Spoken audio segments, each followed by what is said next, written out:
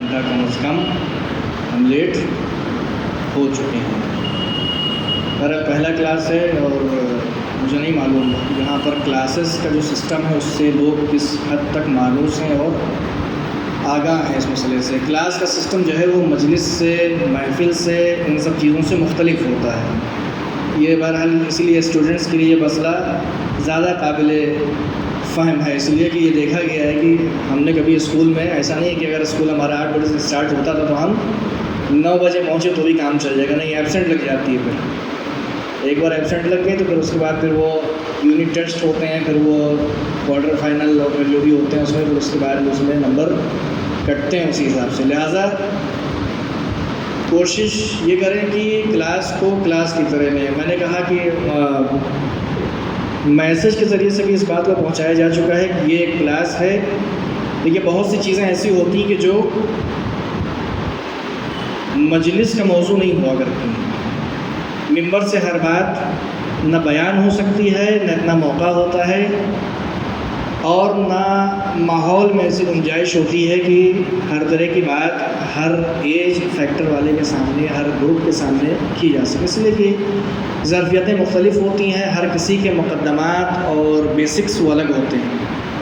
Students کے اندر الحمدللہ یہ انعطاف، یہ ایلیسبلٹی پائی جاتی ہے کہ وہ کسی بھی چیز کو بآسانی حاصل کرنے کی صلاحیت رکھتے ہیں اسٹوڈنٹس، اور رسول اللہ سے حدیث بھی ہے کہ جماعت کے اوپر کام کرو، تو جماعت کے اوپر کام کرنے سے بات بھی یہی ہے کہ ان کی روحیت، ان کی روح اتنی جلدی ہوتی ہے کہ وہ مسائل کو جلدی حاصل کر لیتے ہیں، کیونکہ ان کے پاس ادھر کی ادھر کی فضول کی انفارمیشن کا اخبار نہیں ہوتا ہے جو ہر چیز مکس کریں اور وہ کنفیوژن میں سب پڑ جائے گا۔ اس کو سے کام اچھے کام کرنے لگا۔ صلوات پڑھیں تو محمد والے اللہم صلی علی محمد و آل محمد۔ تو میں نے حدیث آپ کے سامنے رسول خدا کی عرض کی ابھی کی جوانوں کو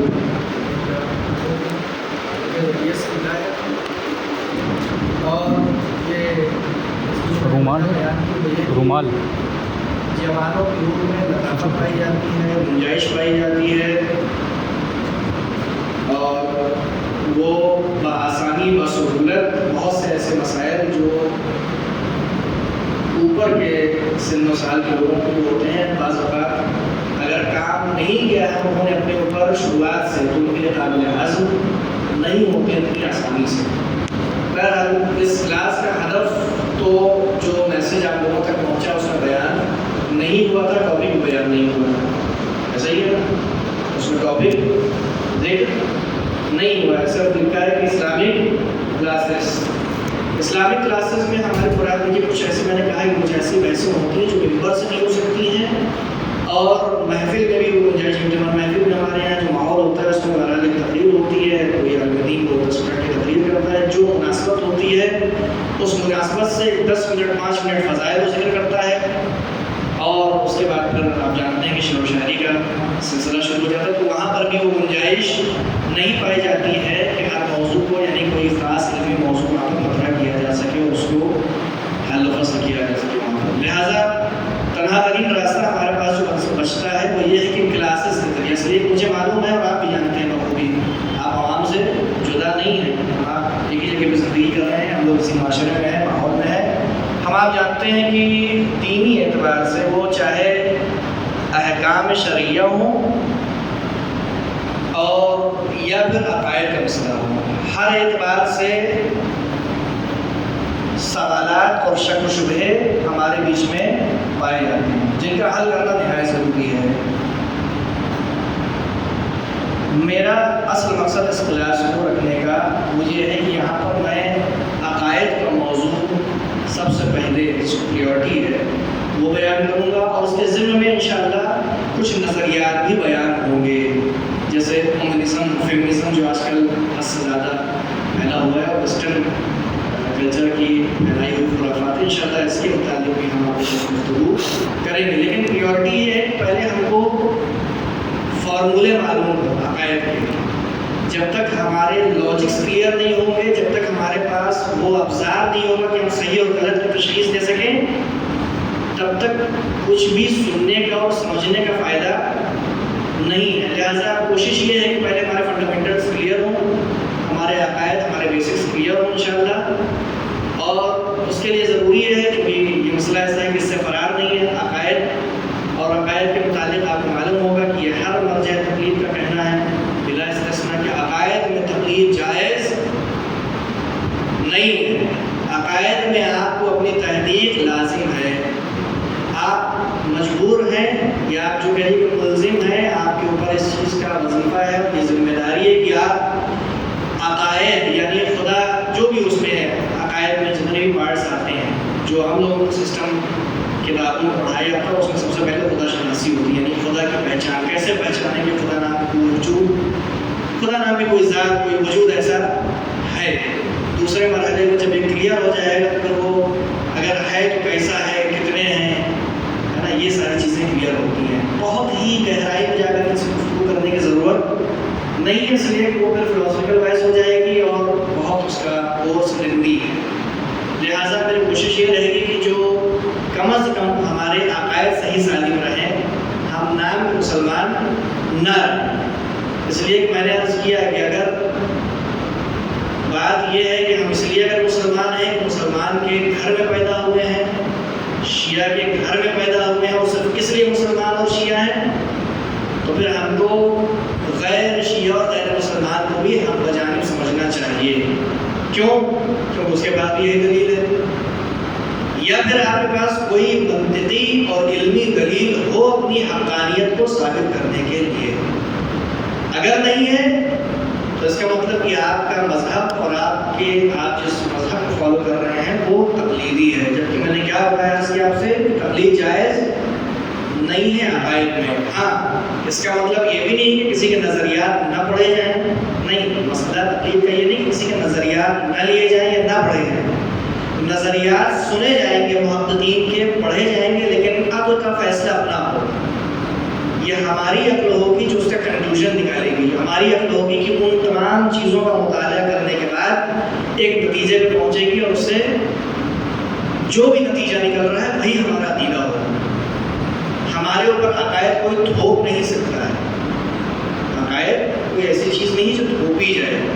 میں نے آپ سے عرض کیا کہ نہ ہی تقلید کی جا سکتی ہے اور نہ ہی تھوپی جا سکتی، دونوں چیزیں۔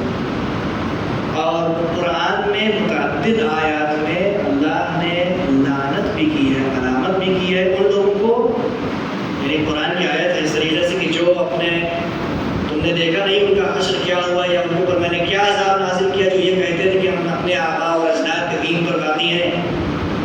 تو اس کا مطلب کیا ہے؟ یہ مسئلہ بہت سنگین ہے، بہت سیریس ہے کہ اگر آبا اور اجداد صحیح دین پر تھے اور صحیح انہوں نے ہضم کیا تھا دین کو، اور وہی منطق وہی دلیلیں آپ کے پاس بھی موجود ہیں، آپ کے لیے قابل ہضم ہیں، تب تو ٹھیک ہے۔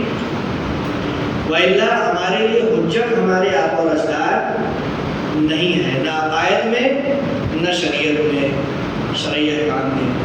یہ ہم کو جو اس فیلڈ کے ماہرین اور اسپیشلسٹ ہیں ان سے سیکھنا ہوگا۔ احکام اور شرعی باتیں جتنی بھی ہیں، وہ چاہے نماز ہو، روزہ ہو، خمس ہو، حج ہو، زکوٰۃ ہو، نجاست ہے، طہارت ہے، یہ ساری چیزیں ہم کو تقلید کرنی ہے، یہ تقلید کا باب ہے۔ اس میں چونکہ ہر کسی کے پاس طبق نہیں ہوتا کہ حدیثوں کی کھوج کرے، ان کی کیا نام ہے آتھینٹیفیکیشن، یعنی ان کی کتنی جو ہے آتھینٹک ہے اس کے بارے میں تحقیق کرے، تصدیق، اس کا نریٹر جو ہے وہ کتنا آتھینٹک ہے اس کے بارے میں تحقیق کریں گے۔ پورے درس ہوتے ہیں جو سالوں سال پائے جاتے ہیں، تب جا کر کے کہیں کوئی اجتہاد کے درجے پر پہنچتا ہے۔ ممکن ہے کہ کوئی بہت زیادہ ذہین ہو، ٹیلنٹڈ ہو، تو وہ عین ممکن ہے کہ اس کا اجتہاد 15 سال میں ہو جائے، 20 سال میں ہو جائے، لیکن جو نہیں ہے کہ ہم چند کلاسز میں ہم گفتگو کر کے اور احکام شریعہ کا استخراج کرنے لگے، ہم کہیں کہ ہمارے لیے قرآن کافی ہے، ہم کسی کی تقلید نہیں کریں گے، ہم خود سے سمجھ لیں گے۔ اس لیے کہ سارے مسائل بے قائنہی تو قرآن میں آپ کو ملیں گے بھی نہیں۔ مثلا فرض کریں نماز کئی رکعت ہے، یہ نماز یہ آپ کو قرآن میں نہیں ملے گا۔ کون سی نماز کتنے رکعت پڑھنی ہے قرآن میں آپ کو نہیں ملے گا۔ نماز میں قرآن میں نماز قائم کرنے کا تو حکم ہے، روزہ رکھنے کا تو حکم ہے، لیکن نماز فرض کریں کتنی رکعت ہے کون سی، یہ چیزیں بنی یہ ہم کو کس سے سیکھنا ہوگا؟ ظاہر سی بات ہے تو احادیث سے مطالعہ کرنا پڑے گا۔ احادیث کس کی ہیں؟ ائمہ کی ہیں۔ ہمارا جو سورس ہے اسلام سیکھنے کا وہ دو ہی چیز ہے، یا قرآن اور یا ائمہ علیہ السلام۔ اس کے علاوہ ہم کو اسلام کہیں سے نہیں لینا ہے، نہ کسی امامے والے سے دوسرا جو مرجع نہیں ہے اس سے لینا ہے، نہ کسی کفری والے سے لینا ہے، اور نہ ہی کسی شاعر سے ہم کو دین لینا ہے، اور نہ ہی 10 منٹ کی بیٹھ کے تقریر جس کو کرنی آ گئی ہے، بڑا اچھا فن خطابت اس کے پاس آ گیا ہے، ڈائلاگ بازی اس کو کرنی آ گئی ہے نا، اس سے ہم کو اسلام لینا ہے۔ اسلام لینے کے کانسیپٹ کلیئر ہونے چاہیے۔ اسلام ہم کو دو جگہ سے لینا ہے، میں نے آپ سے عرض کیا، یا تو احادیث ائمہ کی وہاں سے ہم کو اسلام لینا ہوگا، اور یا پھر قرآن ہے، ٹھیک ہے نا؟ قرآن جہاں پر ہم سمجھ پا رہے ہیں وہاں پر قرآن سے، جہاں پر ہم قرآن نہیں سمجھ پا رہے ہیں وہاں پر ظاہر سی بات کی مراجع ہماری ہیلپ کریں گے، ائمہ کی حدیثوں کے ذریعے سے ہم کو قرآن کی اور اللہ کی بات اور اللہ کی شریعت سمجھانے کی، ٹھیک ہے۔ بعض اوقات یہ اعتراض ہوتا ہے جو افکاری اعتراض کرتے ہیں کہ ہم ائمہ کی تقلید کرتے ہیں، ہم کسی مرجع کے غیر معصوم کی تقلید نہیں کرتے ہیں۔ تو گویا معلوم ہوتا ہے کہ جو مرجع ہوتے ہیں وہ کسی غیر معصوم کی تقلید کرتے ہیں۔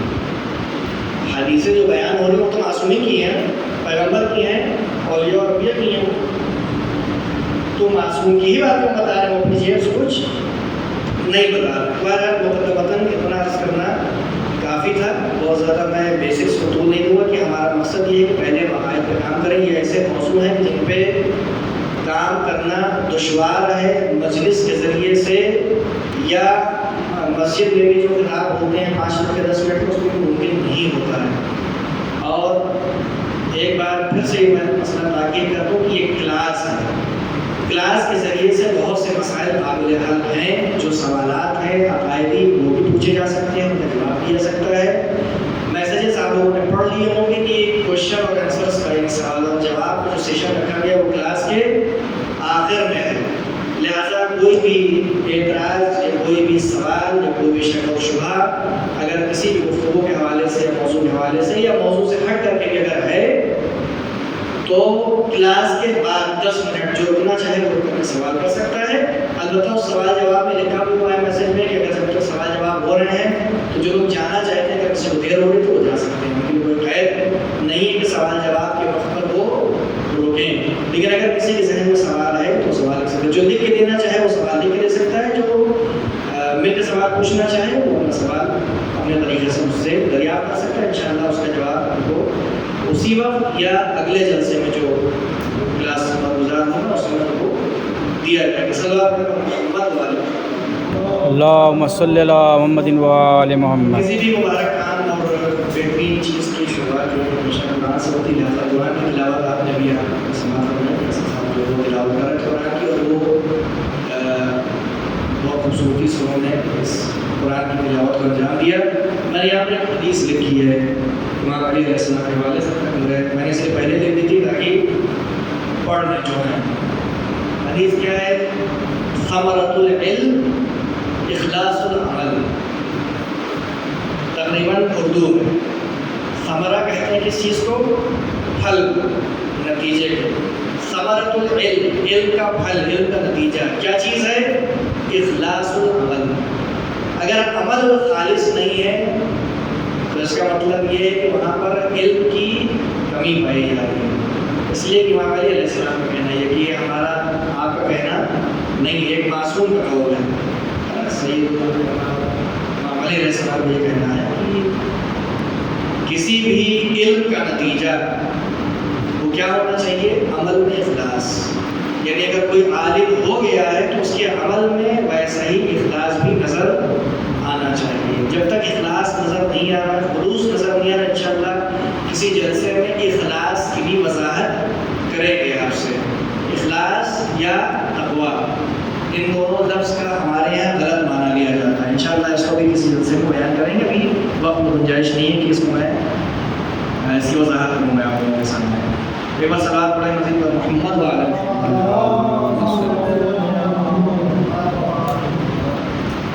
سے پہلے جیسے کہ میں نے عرض کیا لوگوں سے عقائد کے موضوعات پر گفتگو کرنا ضروری ہے. جو نہیں کیا ہے مجھے نہیں معلوم وہ کیسے کور کریں گے، اس لیے کہ گنجائش نہیں ہے. جلسات میں نے آپ سے کیا کہ صرف 1 مہینے تک ہوتے ہیں اور ہر ہفتے 2 کلاس ہوگا، صرف جمعہ اور سنیچر، فرائیڈے اور سیٹرڈے کی نائٹ میں.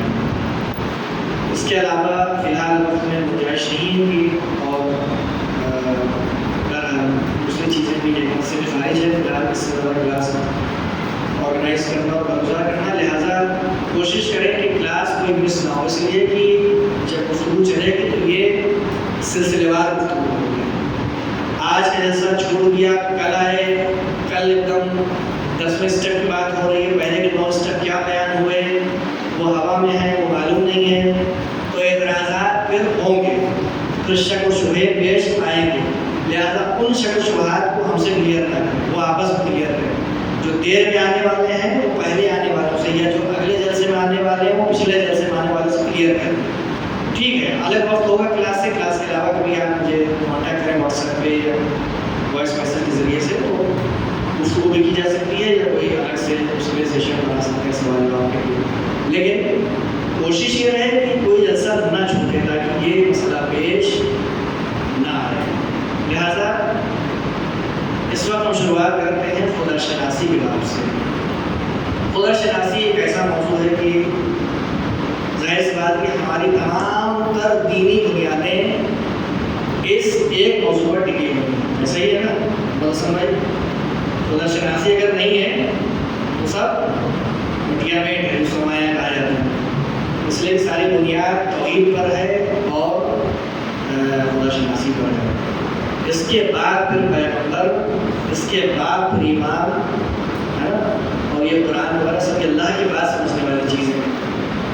یہ کبھی کبھی الٹی چال چلتے ہیں ہم لوگ. علی نہ ہوتے تو اللہ کو کون سمجھتا، نعوذ باللہ، نستجیر باللہ، یہ باتیں کہی جاتی ہیں. میں نعوذ باللہ اس لیے کہہ رہا ہوں کیونکہ واقعا نعوذ باللہ کا مقام جو خدا 1,24,000 انبیاء بنا سکتا ہے اور جس نے 1 علی بنایا وہ 1,000 علی بنا سکتا ہے.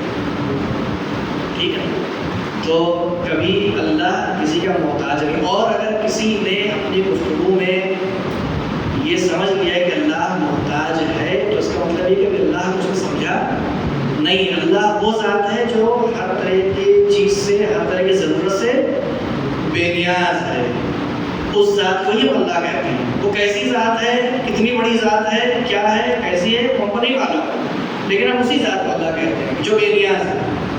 اس کے اوپر ہم گفتگو کریں گے، بتائیں گے. ایک شبہ یہ پیش آتا ہے کہ صاحب آغاز ہم یہاں سے کرتے ہیں اپنے موضوع کا. یہ پیش آتا ہے پہلا سوال کہ ہم کیوں جائیں اس مسئلے کی طرف، ضرورت کیا ہے. اس لیے کہ دیکھیں یہ جلسہ خدا شناسی کا ہے، اس کو دھیان رکھیں. خدا شناسی کے جلسے میں بھی فی الحال اپنے آپ کو مسلمان نہ سمجھیں.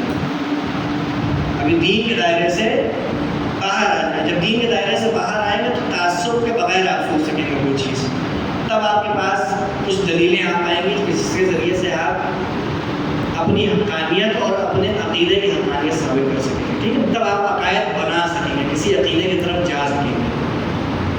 میں نے عرض کیا تھا کہ تقلیدی چیزیں عقیدہ نہیں ہوتی. عقیدہ وہ چیز ہے جو آپ کے سمجھ میں آ جائے، وہ چیز نہیں جو آپ نے اٹھا لیا.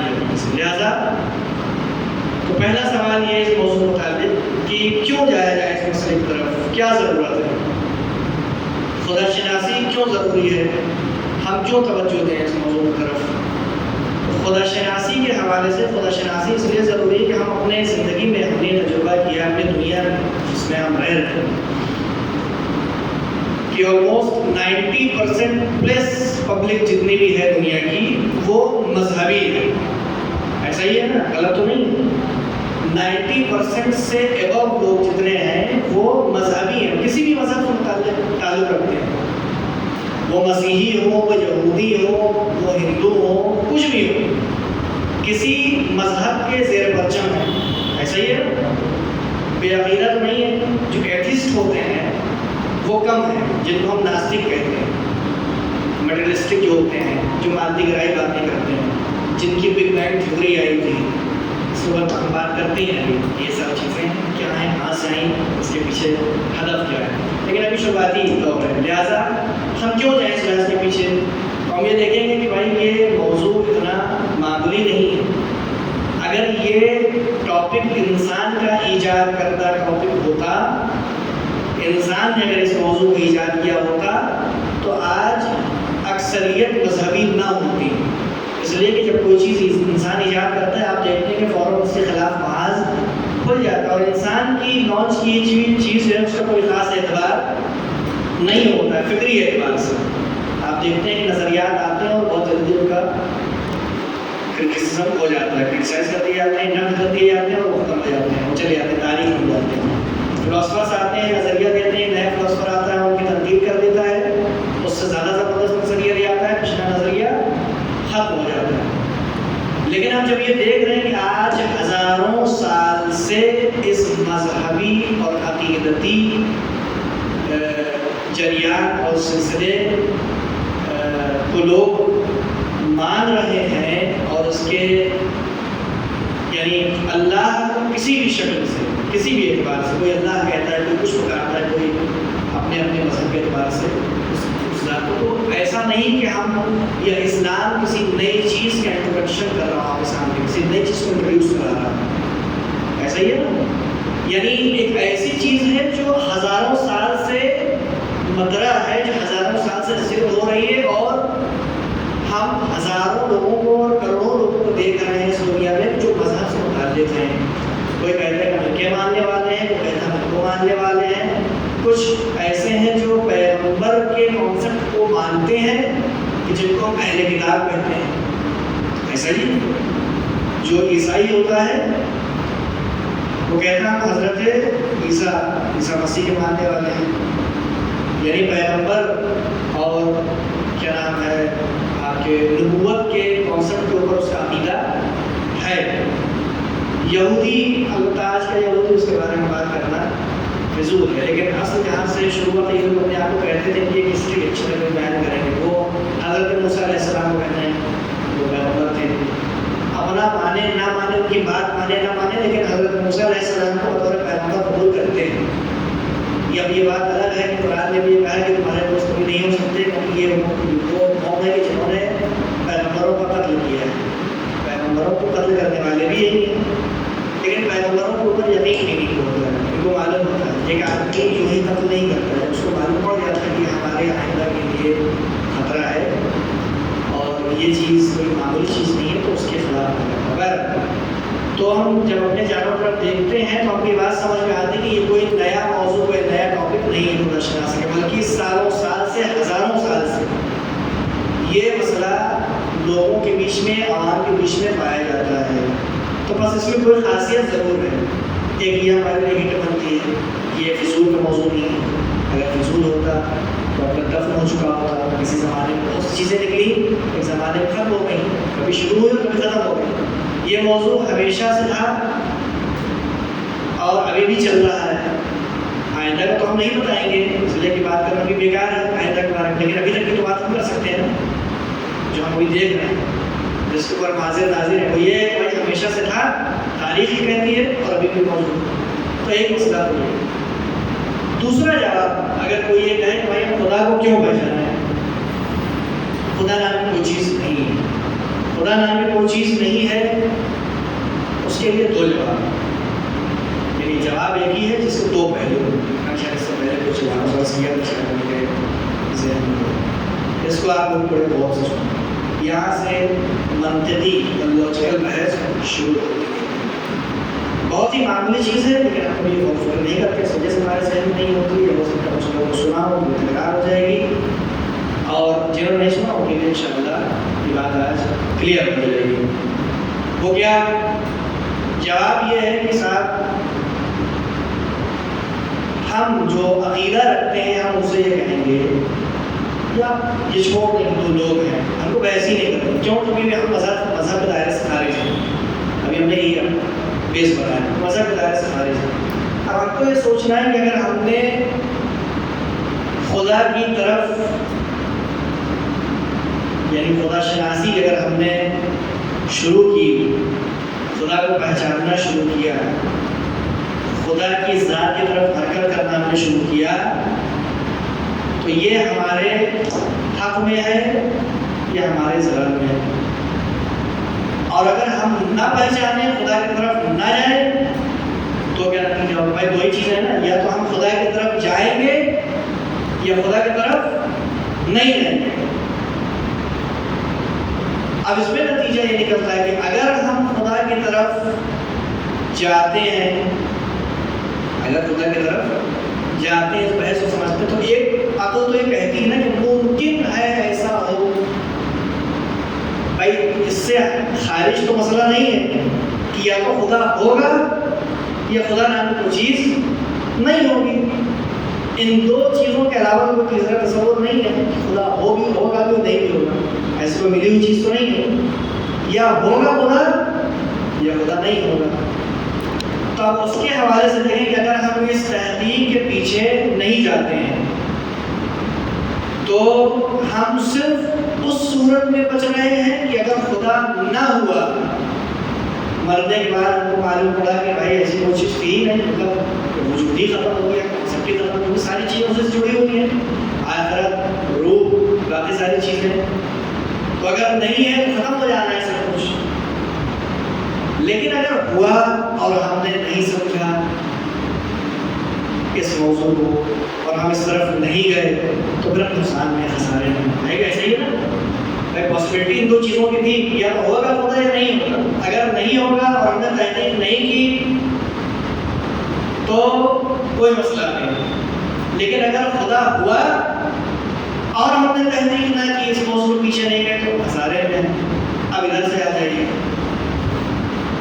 کہ اگر ہم خدا کے پیچھے گئے اور خدا نہ ہوا، اگر ہم خدا کے پیچھے گئے، خدا کے متعلق ہم نے تحقیق کی، تحقیقات جو بھی ہیں ہم نے سمجھان دیا، خدا نہ ہوا، کوئی خسارہ نہیں کیا۔ کیا کیا؟ ہم نے ایک خاص کلچرل اعتبار سے زندگی بسر کی، اپنے آپ کو لمیٹڈ بھی نہیں کیا، اپنے آپ کو لمیٹڈ بھی نہیں کیا۔ لوگ کہتے ہیں کہ یہ اپنے اوپر بہت سی چیزیں حرام تھیں، آپ نے بنا لی تو آپ کو پچھتاوا ہوگا بعد میں۔ بھائی جب بعد کی کوئی کہانی بچے گی نہیں تو پچھتاوا کس چیز کا ہوگا؟ ماحول آپ کو جب سب ختم ہو جاتا ہے اور خدا نام کی کوئی چیز ہے نہیں، کوئی جہنم نہیں، کوئی جنت نہیں، کوئی برزخ نہیں، کوئی عذاب نہیں، کوئی عقاب نہیں، تو جب سب ختم ہو جاتا ہے تو خسارہ تو کسی چیز کا نہیں ہے، ختم ہو جائیں گے ہم اور کچھ ہے بھی نہیں۔ لیکن ہم خدا کے پیچھے گئے اور خدا نکلا بھی، ہوا بھی خدا، حقیقت میں بھی خدا ہے، تو پھر ہم فائدے میں ہیں۔ پھر کون لوگ فائدے میں ہیں؟ وہی لوگ جو خدا کی تحقیق کے پیچھے جائیں گے۔ تو دو صورتحال بنی دو عقائد کے متعلق کہ اگر خدا کی تحقیق نہیں کرتے ہیں تو دو صورتیں بنتی ہیں، تو خدا ہوگا یا نہیں ہوگا۔ اگر نہیں ہوگا تو کوئی مسئلہ نہیں، کوئی بات نہیں، لیکن اگر ہوا تو پھر خسارت میں۔ کیوں؟ کیونکہ ہم نے تحقیق نہیں کی اس موضوع پر، ہے نا، ایسا ہی۔ اور اگر ہم تحقیق کرتے ہیں اور نہیں ہوا تب بھی ہم کسی خسارے میں نہیں ہیں، ہم انہیں کے ساتھ ہیں جو تحقیق جنہوں نے نہیں کی، ان کے ساتھ اکول ہوئے، بس ہم نے تھوڑی سی محنت کی، انہوں نے محنت نہیں کی، وہ آزادی میں رہے اپنے حساب سے، تو ہم ان سے پھر بھی اکول ہیں، نتیجے میں رزلٹ میں اکول ہیں۔ لیکن اگر ہم نے تحقیق کی اور خدا ہوا بھی تو ہم فائدے میں۔ تو اب کیا یہاں پر کہتی ہے، نتیجہ کیا نکلتا ہے کہ فائدہ کس چیز میں ہے؟ خدا کی تحقیق کرنے میں، خدا کو پہچاننے میں، خدا کو نہ پہچاننے میں، خدا کو پہچاننے میں۔ یہاں پر دو میں سے ایک پہلو ہمارے حق میں آ رہا ہے اور ایک دیکھیں کہ دونوں پہلو ہمارے حق میں نہیں ہیں، تو ہم اس چیز کو لیں گے کہ جہاں پر کم سے کم ایک پہلو ہمارے حق میں آئے، ادھر زیادہ ہے ادھر فائدہ ہے، تو اس کو ہم اختیار کریں گے۔ عقل کی قضاوت یہ ہے، عقل یہ کہتے ہیں، اس لیے خدا شناسی اہم ہے۔ تو یہ کانسیپٹ کلیئر ہو گیا، اس کے لیے اس سے زیادہ دلیل، اس سے بڑی دلیل موجود نہیں ہے۔ یہ بالکل دو چار باتیں عقل کی بات ہے اور اس میں عقلی ہی بحث ہوتی ہیں خدا شناسی کی بات۔ اس لیے کہ اگر کوئی یہ کہے کہ قرآن میں یہ لکھا ہے کہ خدا ہے، اللہ نے کہا کہ ہم ہیں، تو یہ ایک طریقہ کیا ہوگا؟ کانٹرڈکشن ہوگا. کانٹرڈکشن سے کیا مراد ہے؟ ٹکراؤ، مداخلت کی بات ہوں گی. یعنی ایک بار ہم ایک ایسی ذات کو ثابت کر رہے ہیں کہ اس کی ذات ثابت ہونے سے پہلے ہی ہم اس کے قول کو مان رہے ہیں. جس کے ایگزسٹنس پر ہی بھروسہ نہیں ہے ہم اس کا قول مان رہے ہیں اور اس کے قول کے ذریعے سے اس کے ایگزسٹنس کو ہم ثابت کر رہے ہیں. یہ ایک طریقہ کیا ہوا؟ کنٹرڈکشن. وہی ممکن نہیں ہے. تو بس ہم کو کیا کرنا ہوگا؟ ہم کو عقلی روشنی میں، عقل کی روشنی میں ہم کو سمجھنا ہوگا اللہ کی ذات کو. ہاں، جب اللہ کی ذات ہم کو کلیئر ہو جائے گا کہ اللہ نام کا کوئی وجود ہے، تو پھر اس کے بعد ہم آگے کے مرحلوں میں یہ بات طے پا جائے گی کہ ہاں جب اللہ ہے تو ایک نظام ہوگا اور کبھی میں ساری چیزیں آئیں گی کہ اللہ ہے تو اس کی مخلوق بھی ہوگی. اس لیے کہ خالق کو خالق تب کہا جاتا ہے کہ جب مخلوق موجود ہو. کریٹر، میں زیادہ انگلش میں تھوڑا سا سہارا لے لوں چونکہ انگلش ورڈ سے ہمیں زیادہ معلوم ہے. کریٹر کب کسی کو کہا جاتا ہے؟ انویسٹر کب کسی کو کہتے ہیں؟ جب وہ کوئی چیز انویسٹیگیٹ کرے تب.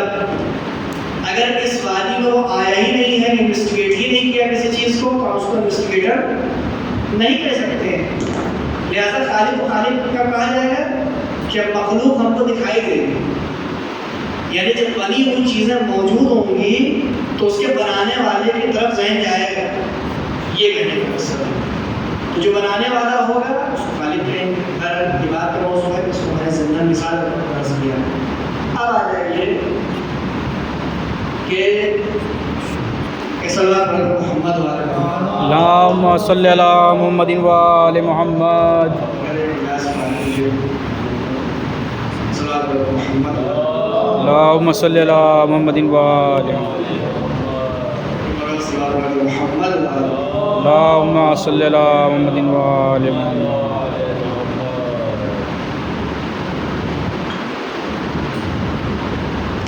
دوسرا مرحلہ یہ آتا ہے کہ اب جب آپ کو یہ معلوم ہو گیا کہ یہ عقل کا تقاضا ہے کہ اللہ کے متعلق تحقیق کی جائے، اس کا پہلو دوسرا پہلو سمجھنے چاہیے تاکہ دونوں چھوڑ آپ کے لیے کلیئر ہو کہ جب عقل کا تقاضا یہ ہے اور عقل یہ کہتی ہے کہ اللہ کی طرف جانے میں اور اللہ کی تحقیق کرنے میں ہی فائدہ ہے اور چھوڑ دینے میں تحقیق خسارت ہے ہر صورت میں، ہوا تو بھی نہیں ہوا تو بھی کم سے کم ایک صورت میں تو ہے ہی، کیونکہ ایک صورت میں ہم لوگ مشترک ہیں، تحقیق کرنے والے اور نہ کرنے والے اس کو کامن ہے. لیکن ایک صورت میں تو جو تحقیق نہیں کر رہا ہے وہ خسارت میں ہے. تو عقل کا تقاضا یہ ہے کہ انسان کو یہ نہیں چاہتا کہ وہ خسارت میں پڑے، نقصان میں پڑے. لہٰذا یہ عقل کا جب یہ نتیجہ نکلا کہ تحقیق کی جائے اور تحقیق کرنا اللہ کے متعلق اور اللہ کی ذات کی طرف تحقیق کرنا، مطالعہ کرنا، اللہ کی کھوج کرنا جو ہم کہیں، ٹھیک ہے نا، یہ عقل کا تقاضا ہے. اس کا مطلب یہ کہ اگر کوئی نہیں جا رہا ہے اس تحقیق کی طرف ہم کیا کہیں گے؟ اس کو کیا کہا جائے کہ اس نے عقل کے خلاف کام کیا. ہوگا نا.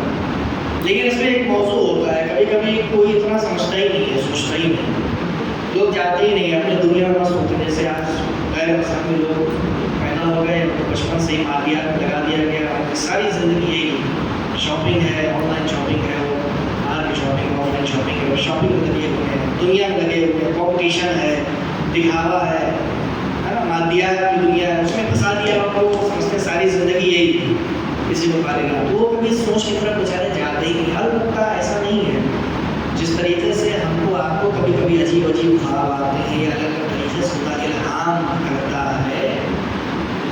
کافر کے ساتھ بھی یہی مسئلہ ہے، اس لیے کہ اللہ نے کافر کے لیے ایسا نہیں کہ پہلے سے اس کو کافر بنا کر کے جہنم کو بنایا ہی اس لیے کہ وہی کافر خلق کرے گا اور سیدھے کو لے جائے گا جہنم میں. ایسا نہیں، سب کو اسی لیے ایکول قبول دی ہے، سب کی روح میں ایک برابر طاقت دی ہے اور سب کو سوچنے اور سمجھنے کی صلاحیت دی ہے. اور وقت بوقت زندگی میں مختلف مقامات پر اللہ اپنے وجود کے متعلق آگاہ بھی کرتا رہتا ہے. اللہ کو پہچاننے کی کتنی راہیں ہیں؟ دوسرا موضوع کہ جب ہم کو یہ معلوم ہو گیا کہ پہچاننا ہی عقل کا تقاضا ہے تو اللہ کو کتنے طرح سے پہچان سکتے ہیں؟ 3 راستے ہیں جو معروف ہیں، جو فلاسفرس جن کے اوپر بحث کرتے ہیں، محققین فلاسفرس کو ایک زمانے میں بدنام بھی بہت کیا گیا، اور وہ اس لیے کہ بہرحال بہت سے ایسے فلاسفرس آئے جن کا ہدف نہیں تھا کہ وہ تحقیق کریں، اپنی نظریہ پیش کریں، بلکہ ان کا ہدف یہ تھا کہ وہ اپنے ذہنی خیالات کو فلاسفیکل ڈھانچہ پہنا کر کے لوگوں کے ذہن میں ڈالیں اور اپنے ہدف میں کامیاب ہوں۔ ویسٹرن کنٹریز میں جتنے بھی فلاسفرس ہوئے ہیں، وہ چاہے ہیگل ہو، کانٹ ہو، بارکلی ہو، یہ جتنے بھی اور بھی معروف کہ جن کی نظریات آج پڑھائے جاتے ہیں فلاسفی میں، ان کی ایک ہسٹری کہ یہ کہاں سے ان کی پیدائش ہوئی، انشاءاللہ اس کی تاریخ بیان کریں گے آپ سے۔ یہ کرائس ہے بہت بڑا کہ فلاسفرس کیوں لائے گئے۔ ایک آدھ میں نہیں کہہ رہا ہوں 100% فلاسفر جو ویسٹ میں پیدا ہوئے اور آئے وہ سب کے سب شروعات سے ہی ان کو ایک پلان دیا گیا تھا، نہیں، ایسا نہیں تھا۔ کانٹ ان میں جو ہے وہ نسبتاً کافی سلجھا ہوا آدمی ہے جس نے عقل کو قبول کیا تھا، اور بہت سے نظریات اس کے ہیں جو اسلامی اور حکمہ کے یا جو کہنے کی جو کہ صحیح نظریات موجود ہیں عقلی، جن کی ابھی تک کوئی نقد نہیں کر سکا ہے، ان سے کانٹ کا نظریات کہیں حد تک مشترک ہے، کامن ہے۔ تو اس نے عدالت کے ساتھ کام کیے رہتے ہیں، دوبارہ لیکن گائیڈنس ضرورت ہوتی ہے جہاں پر اس میں محنت کی جائے گی، وہاں پر انسان آگے پہنچے گا۔ تو خیر، تو فلسفے میں 3 راہیں ہیں ایسی جس کے ذریعے سے ہم اللہ کی ذات کی طرف متوجہ ہوتے ہیں۔ پہلا راستہ کیا ہے؟ پہلا راستہ ہم کہتے ہیں کہ جو راستہ ہے وہ نظم ہے۔ نظم کیا چیز ہے؟ نظم ایک اردو والی نظم ہوتی ہے جس کو ہم کہتے ہیں پوئم، وہ اس نظم کی بات نہیں ہوئی۔ نظم جس کو ہم کلامی یعنی تھیولوجیکل لینگویج جس کو نظم کہتے ہیں، یعنی سسٹم، اس کو ہم کہتے ہیں آرگومنٹ جو سسٹم کے بیسڈ پر ڈپینڈنٹ ہو، یعنی جو نظام ہے دنیا کا جو نظام ہے اس کو دیکھتے ہوئے اس نظام کے ناظم کی طرف متوجہ ہونا، اس کو کہتے ہیں برہان نظم، یعنی آرگومنٹ آف سسٹم۔ سسٹم کی بات ہوئی ہوگا، کسی اسپیسیفک یا پارٹیکولر سسٹم کی بات نہیں ہو رہی، پوری کائنات کے سسٹم کی بات ہو رہی ہے۔ یہاں پر برہان کیا ہے؟ اس میں 2-3 مقدمے ہیں۔ وہ کیا ہے کہ ہم دیکھتے ہیں کہ اس دنیا میں چیزیں موجود ہیں، موجودات سے انکار تو نہیں ہے، موجودات سے انکار ہے، موجودات سے انکار نہیں، اس دنیا میں چیزیں پائی جاتی ہیں۔ ان کے بیچ میں یعنی دنیا سے مراد یہ پوری کائنات ہے، یہ پلانٹ ارتھ کی بات نہیں ہو رہی ہے، یا پرتھوی اور دھرتی کی بات نہیں ہو رہی، بات ہو رہی ہے پوری کائنات کی، جتنی بھی گلیکسیز ہیں سبھی چیزیں، جس کو ہمارے منظومہ شمسی کہا جاتا ہے۔ گلیکسی کو کہتے ہیں منظومہ شمسی، ایک گلیکسی کو یہ کہتے ہیں، ٹھیک ہے۔ اور کتنی گلیکسیز ہیں گنتی کوئی نہیں کر سکتا ہے، کروڑوں اربوں گلیکسیز پائی جاتی ہیں، اور ہر گلیکسی کا اپنا ایک نظام ہے، ہر گلیکسی میں اپنے اسٹارس پائے جاتے ہیں، ان کے خاص پلانٹس ہوتے ہیں، ان تک رسیدگی بھی کسی کی ممکن نہیں ہے۔ البتہ جو بھی ابھی تک سائنٹیفکلی دیکھ پائے ہیں، سمجھ پائے ہیں، وہ یہ ہے کہ ہزاروں کروڑوں گلیکسیز موجود ہیں۔ اس گلیکسی میں آپ چھوٹے موجود سے لے کر کے یعنی آپ چھوٹی سی گھاس کو اٹھا لیں اور سفر کریں دھیرے دھیرے بڑی مخلوقات کی طرف، سمجھ رہے ہیں آپ؟ گھاس کو اٹھیں، پودے پہ جائیں، پیڑ پہ جائیں، انسان پہ جائیں، دریا پہ جائیں، پیڑ پہ جائیں، حیوانات کی طرف جائیں، گرمی کی طرف جائیں، ٹھنڈک کی طرف جائیں، دن پہ جائیں، رات پہ جائیں، سورج پہ جائیں، چاند کی طرف جائیں، سارے پلانٹس منظومہ شمسی 1 2 3 ہزاروں کروڑوں، جب آپ اس طرف سفر طے کریں گے تو آپ اس میں ایک سسٹم پائیں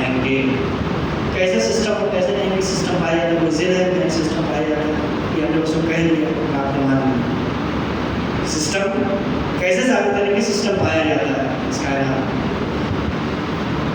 हमारे आपके लिए बिल्कुल वाज़ेह और मुशख़्ख़स चीज़ है कि उसी सिस्टम की बुनियाद पे हमने घंटे रखे हैं। ये घड़ी जो बनी है सिस्टम की बुनियाद पर, अगर सिस्टम ना पाया जा रहा होता तो ये घड़ी ना बन पाती। इस बात को बोल सकते हैं, अगर ये दिन और रात 24 घंटे का सफर ना होता, जमीन और सूरज का, सूरज तो अपनी जगह होता है, जमीन उसमें चक्कर लगाती है, तो ये अगर 24 घंटे का सफर तय ना करती जमीन तो ये दिन रात पता ना चलते। अब दिन रात पता ना चलते तो घड़ी का भी बड़ा मसला हो जाता है, टाइम कैसे मुशख़्ख़स होता है। अगर ऐसी जगह जैसे अंटार्कटिका में आप लोगों ने सुना होगा कि वहाँ पर ये अटलांटिक ही अंटार्कटिका है, मुझे एक्जैक्टली तो इसका क्वेश्चन हो रहा है, अंटार्कटिका है जहाँ पर 6 महीने दिन होता है और 6 महीने रात होती है। ये गालिबन 5 महीने मतलब 1 महीना दरमियान का शाम जैसे कुछ हालात होते हैं, लेकिन बहरहाल मिसाल के लिए कि 6 महीना दिन और 6 महीना रात होती है वहाँ पर, तो वहाँ पर बड़ा सख्त हो जाता है। लेकिन फिर भी ये नस्म है कि हर 6 महीने में तब्दील हो जाता है, ये भी तो एक नस्म है। ऐसा नहीं कि 24 घंटे वाली चीज़ को ही हम नस्म कहेंगे, जो सिस्टम हमारे पास पाया जा रहा है उसे हम नस्म कहें, और जो चीज़ दूसरे का सिस्टम है उसको कहेंगे नहीं ये नस्म नहीं है, हमारे पास कोई नस्म नहीं है, ऐसा नहीं। इसलिए छोटी सी मिसाल हम आपको देते हैं। आप बाहर से आए, आपने देखा कि यहाँ पर बोर्ड रखा हुआ है, कुर्सियाँ लगी हुई हैं, फर्स्ट करें बिल्कुल सीक्वेंस में लगी हुई हैं कुर्सियाँ, इधर भी और इधर भी, ठीक है। आने वाले के जहन में पहली बात क्या आएगी, वलो उसको इस बात की खबर ना हो कि यहाँ पर क्लास है या नहीं है। जो बाहर से आएगा वो जब ये सिस्टम देखेगा, ये नज़्म जब देखेगा, तो उसके जहन में पहली चीज़ जो आएगी वो यही आएगी कि जब ये चीज़ ऐसी मुरतब तरीके से बराबर फासले से रखी हुई है तो इनको सेट करने वाला, इनको नज़्म देने वाला कोई होगा। ये बात आएगी नहीं है किसी में, कभी उसके जहन में ये नहीं आएगा कि अरे आंधी चली होगी या तूफान आया होगा या बिजली कड़की होगी, नमाज़ें पढ़ाए होंगे और उससे सब कुछ कुर्सियाँ सेट हो गई होंगी, ऐसा होता है? ऐसा किसी के जहन में नहीं आएगा।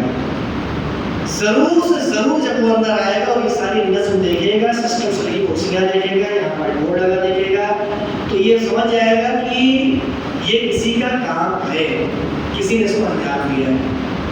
तो जब इस दुनिया में हम हैं और ये सारे सिस्टम देख रहे हैं, बराबर वक्त पे दिन हो रहा है, रात हो रही है, हर एरिए के एतबार से एक ख़ास नज़्म बनी हुई है। इसको फर्ज करें आपका जो मिडिल ईस्ट है, ठीक है ना, बरसगीर इसको बोला जाता है, या मिडिल ईस्ट और भी ज़्यादा चीज़ें यहाँ पे बरसगीर में लगाई है जो यूरोप से हट करके, इसमें एक ख़ास वक्त है दिन रात का, और इनमें गालिबन 4 फसलें पाई जाती हैं।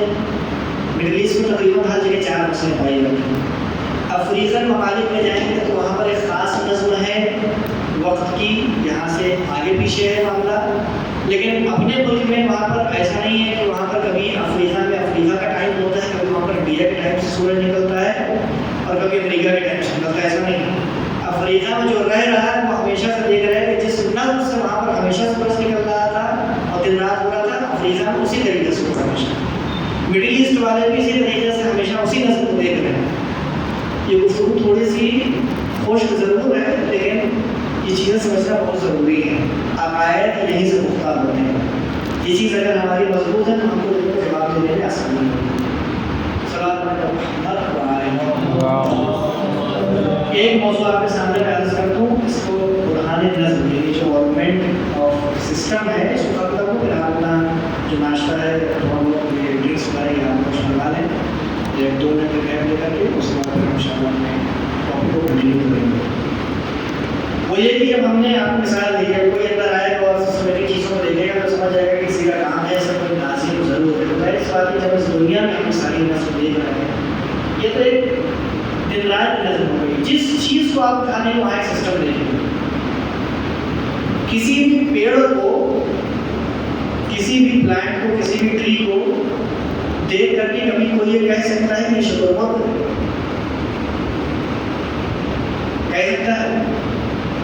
کبھی کسی پیڑ کو دیکھ کر کے کبھی کوئی یہ کہہ سکتا ہے کہ یہ چٹان ہے؟ کیا دنیا میں کوئی ایسا پیڑ پایا جاتا ہے جس کو دیکھ کر کے انسان کہے کہ یہ چٹان ہے، پیڑ نہیں؟ ابھی تک کچھ نہیں۔ میں کیوں کہہ رہا ہوں سب کو بتاتا ہوں کہ نظم یہاں بنائی جاتی ہے۔ کیسی نظم ہے میں بتاتا ہوں کہ نظم کیسے کیسے سمجھی جاتی ہے، سسٹم کیسے ہمارے لیے اس خلقت میں کیسے ہوتے ہیں۔ اور اسی طریقے سے دنیا میں کوئی فرض کرے ایسا شعر نہیں پایا جاتا ہے جنگل میں جس کو آدمی دیکھ کے جائے کہ یہ شعر تو گرڑ کی طرح یا یہ شعر جو ہے وہ سارس کی طرح اٹھ کرے، ایسا تو نہیں ہوتا نا، ایسا نہیں۔ یا کسی انسان کو دیکھ کر کے کبھی کوئی یہ نہیں کہہ سکتا کہ یہ جن ہے۔ مذاق کی بات الگ ہے، ہو سکتا ہے کوئی بہت ایک شہی بدل والا تو اس کو کہے کہ یہ جو ہے وہ صاحب انسانوں میں صحیح لگتے ہیں، وہ ایک الگ مسئلہ ہے۔ لیکن عام طور پہ جو حقیقت ہے، حقیقت یہاں پر بات ہوگی وہ یہ ہے کہ انسان کو دیکھ کر کے انسان ہی بولا جائے گا۔ اس کا مطلب کیا ہے کہ انسانوں کی جو قسم ہے، جو انسانوں کا دائرہ ہے، وہاں پر ایک نسل پائی جا رہی ہے۔ یعنی انسان کے یہاں انسان ہی پیدا ہوتا ہے، انسان کے یہاں انسان ہی پیدا ہوتا ہے۔ انسان کو آپ کبھی کسی دوسری چیز سے مکس نہیں کریں گے۔ یہ کبھی انسان کی یعنی بدنی اور فزیکل ترقی ایسی نہیں ہوتی ہے کہ ڈسبیلنس ہو جائے ایسی کہ آپ اس کو کسی دوسری چیز کے ساتھ مکس کر دیں۔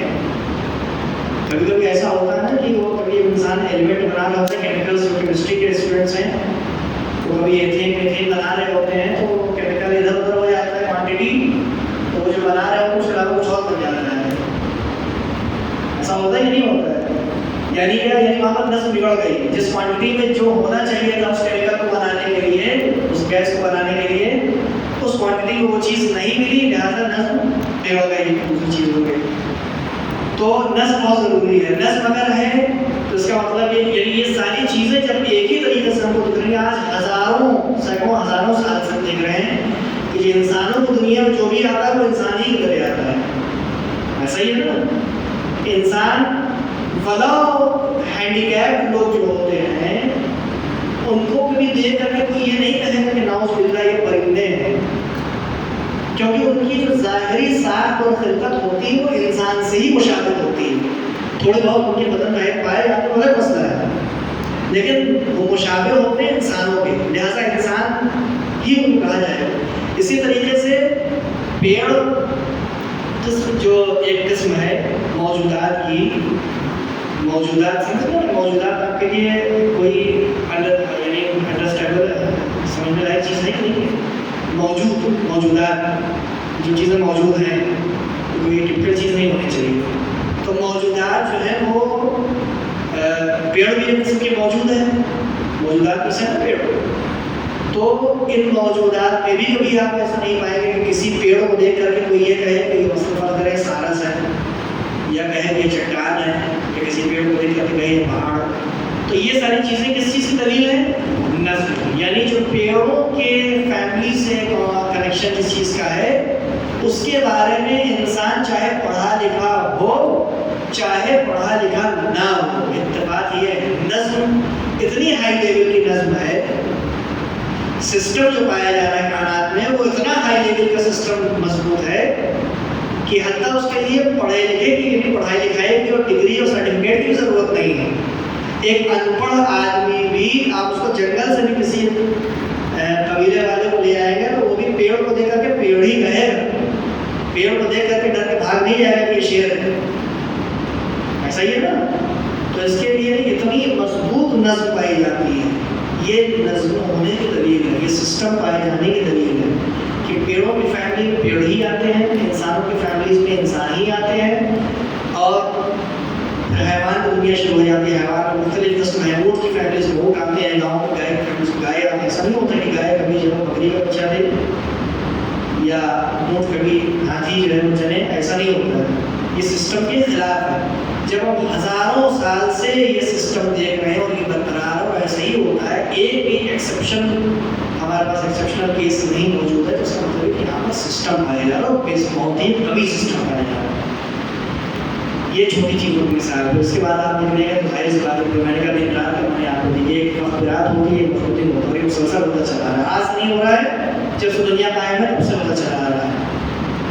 اور پھر پلانٹ پہ آپ آ جائیں کہ ہر چیز اپنی جگہ پر روٹیٹ کر رہی ہے اور ایک خاص برابر دوری پہ ہے سورج سے. جو جتنی پاس ہے سورج کے وہ اتنا گرم ہے, جو جتنی دور ہے وہ اتنا ٹھنڈا ہے.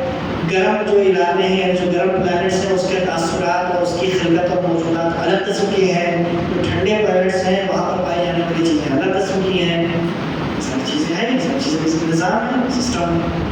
تو جب نظام یہ ساری چیزوں میں پایا جا رہا ہے, دنیا میں پایا جا رہا ہے, یہ ساری مثالیں زیادہ نہیں ہیں آپ کو, اس لیے زیادہ نہیں کہ یہ چیزیں بیٹھ گئے ذہن میں. تو ذہن لابد یعنی مجبور ہے اس چیز کی طرف جانے کے لیے کہ اس کا جب ہم چھوٹی چیز میں قبول نہیں کر پاتے ہیں, یعنی چھوٹا سسٹم ہم کبھی اگر دیکھتے ہیں اس میں ہم قبول نہیں کر پاتے ہیں کہ بغیر ناظم کے ایسا ہو سکتا ہے, تو اتنا بڑا سسٹم دیکھنے کے بعد ہم یہ کیسے قبول کر پائیں گے کہ اتنا بڑا سسٹم جہاں ہر ایک چیز اپنے بہترین انداز میں ایک سسٹم پہ باقی ہے اور ہزاروں سینکڑوں کروڑوں سال سے باقی ہے, وہ بغیر ناظم کے نہیں ہو سکتا. ایک دوسرا مسئلہ تھوڑا سا سپورٹ دینے کے لیے اس مسئلے کو اس مسئلے کو ختم کر دیتے ہیں, یعنی یہ جو گورنمنٹ آف سسٹم ہے اس کو یہاں پر کلوز کر دیتے ہیں. دوسرا یہ کہ دو طرح کی چیزیں ہیں, یا تو اللہ کی خلق کی ہوئی ہیں یا انسان نے بنائی ہیں. البتہ یہاں پر میں بس وسائل کو پتا چلا انسان کچھ بنا نہیں پاتا, اس لیے کبھی انگلش میں بڑے اچھے طریقے سے اس کو فرق دیا گیا ہے. ہمارے اردو میں تو کہتے ہیں بنا نہیں کہتے ہیں, یہ اللہ نے بنایا یا انسان نے بنایا ہے, اس کے بیچ میں فرق نہیں ہے. یعنی بنانا دونوں کے لیے استعمال ہوتا ہے, لیکن انگلش میں ایسا نہیں ہے. انگلش میں کیا کہتے ہیں, کریٹر اور انوینٹر. صحیح ہے. تو انسان انوینٹ تو کر سکتا ہے لیکن کریٹر نہیں ہو سکتا کسی چیز کا, اس لیے وہ تمام تر کریٹ کی گئی چیزوں کی کے سہارے سے چیزوں کو بناتا ہے. یعنی کئی چیزوں کو ایک آپس میں گلا کے پگھلا کے تیار کر کے اپنے علم سے اپنے ذوق سے انہی چیزوں جو پہلے سے موجود ہیں انہی کے سہارے سے ایک نئی چیز بناتا ہے نا. تو یعنی اس کو ایک فارم دیتا ہے. لیپ ٹاپ, یہ چیئر, یہ وائٹ بورڈ, یہ دیوار, یہ مکان, یہ پہلے سے موجود چیزیں. ایسا نہیں کہ انسان نے اس چیز کو پیدا کیا ہو, پیدا نہیں کیا ہے کہ پہلے یہ ساری چیزیں پیدا کی اور پھر بنایا. نہیں, یہ ساری چیزیں موجود تھیں اور انسان نے ان کے سہارے سے اپنے علم کی ترقی سے اس کو دھیرے دھیرے تجربے حاصل کرتے کرتے کو بنا ڈالا. یعنی ایک کے کنارے کا کر کے تو نئی فارم دی. ٹھیک ہے, یہ مسئلہ ہے. تو جب ہم انسانوں کی چیز میں کیا کبھی لیپ ٹاپ دے کر کے یا وائٹ بورڈ دے کر کے یا کوئی مکان اور عمارت دے کر کے کبھی کسی کے ذہن میں یہ خدشہ پیدا ہو سکتا ہے کہ یہ زلزلے کے نتیجے میں بلڈنگ بنی ہے؟ ایسا ممکن ہے کہ کوئی کہے کہ زلزلہ آیا اور بلڈنگ بن گئی, یا آندھی آئی اور یہ کتاب چھپ گئی؟ ایسا تو نہیں ہوتا. کوئی انتہا قائمہ قائم ہوگا وہی ایسے بات کرے گا. زلزلہ آیا تو بلڈنگ کھڑی ہو گئی, ایسی کوئی چیز ہمارے یہاں آج تک نہیں دیکھی گئی, نہیں پائی گئی.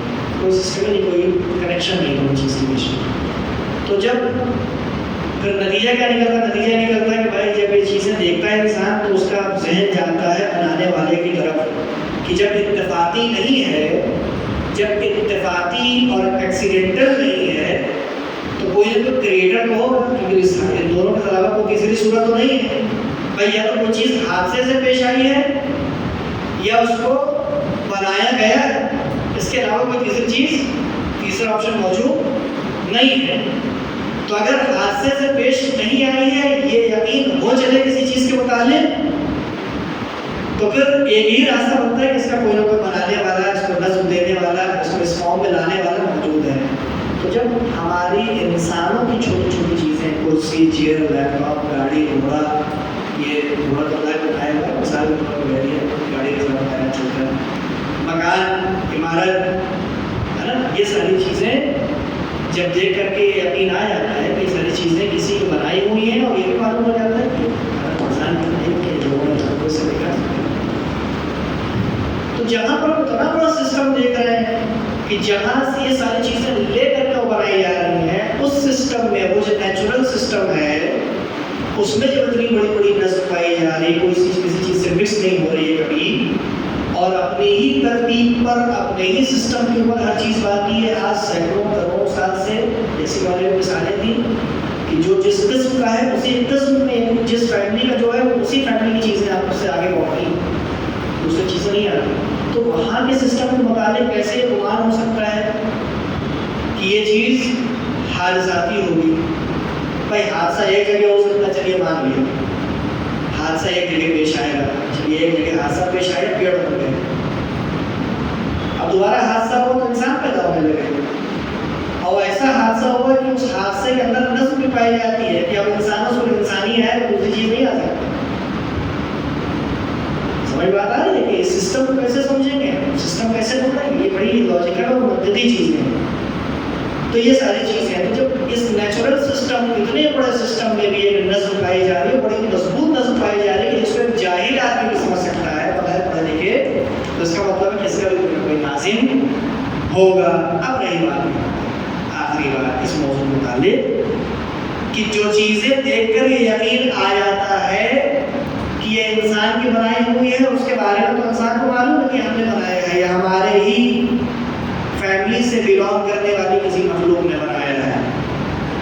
لیکن جو چیز انسان نے نہیں بنائی ہے، جیسے پہاڑ کو دیکھ کے کبھی کہتے ہیں کہ اس کو انسان نے بنایا ہے، پیڑوں کو کبھی دیکھ کر کے کسی نے کہا ہے کہ انسان نے بنایا ہے، جانوروں کو، پکشیوں کو، پانی کو، یہ ساری چیزوں کو یا پلانٹس کو، سورج کو، اس کو کبھی دیکھ کر کے کبھی بھی کوئی یہ نہیں سوچ سکتا کہ اس کو انسان نے بنایا ہے، انسان نے فارم دیا ہے اس کو، ایک نیا نہیں ہو سکتا. تو جب نہیں ہو سکتا اس چیز کے اوپر اشد یقین ہے آپ کا، اور دوسری طرف یہ بھی معلوم ہے کہ اس کے بیچ سسٹم پایا جا رہا ہے، سسٹمیٹک بھی ہے اور انسان کی بنائی بھی نہیں ہے، تو بس یہ معلوم پڑتا ہے کہ انسان کے علاوہ کوئی ایسی موجود ہے کہ جس نے ان ساری چیزوں کو سسٹم دیا ہے، سسٹمیٹک بنایا ہے، ان ساری چیزوں کے بیچ میں نظم رکھی ہے. پھر اس سے نکلتی ہوئی ایک بحث، اس کو میں یہی پر ختم کر کے ایک موضوع لکھتا جا رہا ہے. میں چاہ رہا ہوں کہ اس کو کمپلیٹ کروں تاکہ اس کے ٹاپک پہ آؤں کہ کرسی بنانے والے کو آپ کتنا قابل سمجھتے ہیں علمی اعتبار سے. یا فرض کریں یہ کرسی بنانے والا جو ہے، یہ چیئر بنانے والا، یہ اسٹول بنانے والا، اس کو بنانے کے لیے کتنی قدرت اور کتنے علم اور شعور کی ضرورت ہے؟ بھائی شعور تو چاہیے، شعور نہیں ہوگا تو نہیں بنے گی یہ چیزیں، ہے نا. لیکن بہت کسی خاص شعور کی ضرورت نہیں ہے. اس کو معلوم ہے کہ بھائی میں نے تجربے سے دیکھا کہ ایک پائے پہ کوئی تخت نہیں ٹک سکتا ہے، دو پہ بھی نہیں ٹک سکتا ہے، دو پہ خالی انسان اور پرندے چل سکتے ہیں. یہ جو بے جان چیز ہے یہ دو پیر پہ نہیں کھڑی ہو سکتی. کم سے کم 3 پیر ہونے چاہیے اس کے اوپر کچھ رکھ کے بیٹھنے کے لیے.